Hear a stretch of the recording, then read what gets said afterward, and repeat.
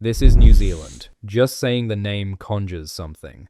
Pristine fjords, mountains that look like they belong in a fantasy film. Clean air so sharp it almost hurts to breathe. A place consistently ranked among the most beautiful, most livable, most peaceful countries on Earth. For decades, people around the world dreamed of moving here. They saved up, applied for visas, uprooted their lives, and made the journey to the bottom of the world because New Zealand felt like somewhere worth the sacrifice. So why, right now, are New Zealanders leaving it in record numbers? The numbers are hard to ignore.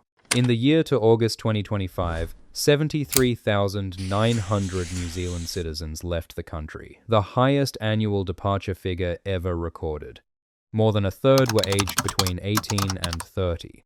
The country now sees 3 New Zealanders leave for every one who returns. That's not a trend, that's a crisis. And here's the paradox. New Zealand has the image, the brand, the global reputation. Ask anyone in London, Tokyo, or New York what they think of New Zealand, and they'll say, beautiful, safe, clean, peaceful. A utopia at the edge of the world. The kind of place people escape to, not from. But behind the postcards, something has gone badly wrong. And to understand it, you need to look at 3 things: housing, wages, and jobs. Start with housing. New Zealand has one of the most unaffordable property markets on the planet. House prices sit at roughly 7 times the average income. For many young New Zealanders, home ownership doesn't just feel difficult, it feels like a different life, lived by a different generation. The share of income needed just to service a mortgage has hovered between 53% and 57% for 3 years running. More than half your paycheck before groceries, transport, or anything else. And nearly half of all renters now spend over 30% of their income on housing, compared to just 19% in the 1980s. This isn't a new problem, but it has gotten dramatically worse. Then came the recession, a brutal one. New Zealand's economy contracted sharply heading into late 2024. Unemployment climbed to 5.2%. Food prices jumped 5% in a single year. In Wellington alone, nearly 200 businesses closed following sweeping public sector cuts. Streets that once hummed with workers grew quieter. The cost of living didn't just rise, it surged. Basic food items increased by 56% between 2022 and 2023. 56% on food, the most fundamental human necessity. When housing eats your income and groceries eat whatever's left, there isn't much remaining. Not for savings, not for a future, not for a reason to stay. And then there's Australia. Right next door, sitting just across the Tasman Sea like an open door. For New Zealanders, moving there requires no visa, no application, no waiting list. Just arrive and begin working. And once they do, the financial difference is immediate. Australian wages typically exceed New Zealand salaries. The same job, the same skills, the same hours, tens of thousands of dollars more per year.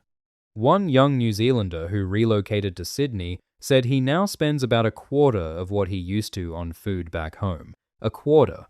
When your paycheck goes further and your groceries cost less, the math isn't hard. You don't need an economics degree to work it out. You need a plane ticket. What makes this particularly alarming is who's leaving.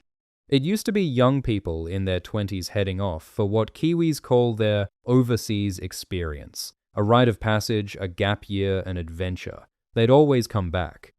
But something has changed. Now it's older, skilled workers too, people in their 30s and 40s, with careers and roots and families. They're not leaving for adventure. They're leaving because staying no longer makes financial sense, and more than a third of those departing weren't even born in New Zealand. They came as immigrants, built lives there, contributed to the country, and then decided Australia could offer what New Zealand couldn't.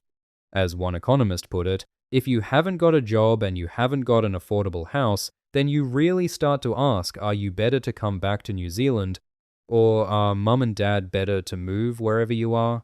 Increasingly, Families are choosing the latter. Zoom out, and you see the deeper danger. A shrinking, aging population means fewer workers, less tax revenue, fewer businesses, less investment. Hospitals without enough nurses. Schools without enough teachers. It's a spiral quiet at first, then very hard to reverse. New Zealand is still one of the most beautiful places on Earth. The fjords are still there. The mountains still rise in ways that steal your breath. But beauty doesn't pay rent. Scenery doesn't cover a grocery bill. And a reputation for paradise is hard to maintain when the people who actually live there, who grew up there, who love the place, can no longer afford to stay. The land is still there. Extraordinary, untouched, breathtaking. The question is whether the people will be.